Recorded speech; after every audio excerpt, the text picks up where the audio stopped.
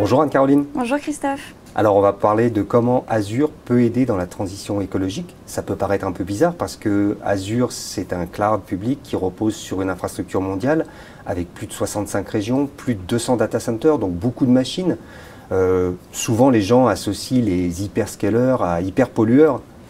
Alors oui, mais ça ce sont des idées reçues et dans la réalité c'est tout à fait différent. Avec le cloud Azure, on garantit des vrais résultats et ça passe tout d'abord par le PUE, le Power Usage Effectiveness. Alors PUE, est-ce que tu peux nous en dire un peu plus? Oui, alors le Power Usage Effectiveness, c'est un des éléments de mesure de l'efficacité énergétique des data centers.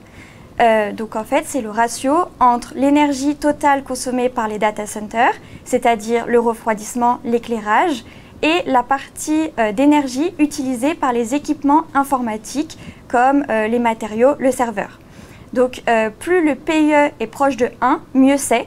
À savoir que chez Microsoft, notre PUE moyen pour nos infrastructures est de 1.2, alors que pour les infrastructures plus classiques, c'est de 1.6, 1.8. Et que fait-on du coup pour obtenir ce tel niveau de PUE? Alors c'est grâce à nos innovations et à nos investissements dans nos data centers. L'objectif c'est que d'ici 2025, nos data centers soient alimentés à 100% avec 100% d'énergie renouvelable.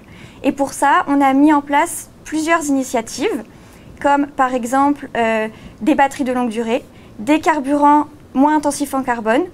On a également mis en place des nouveaux systèmes de refroidissement pour réduire la consommation d'énergie et réduire, voire éliminer la consommation d'eau. Et on a créé des centres de données qui fonctionnent sur le principe de l'économie circulaire, c'est-à-dire qu'on va réutiliser et recycler les matériaux et les serveurs présents dans les data centers. Et toutes ces actions s'inscrivent dans nos engagements en matière de développement durable. Et quels sont-ils?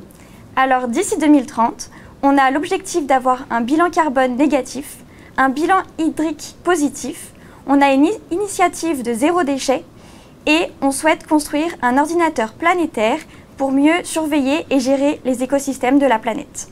Ben, si j'écoute tout ce que tu dis, on pourrait dire Azure is the new green.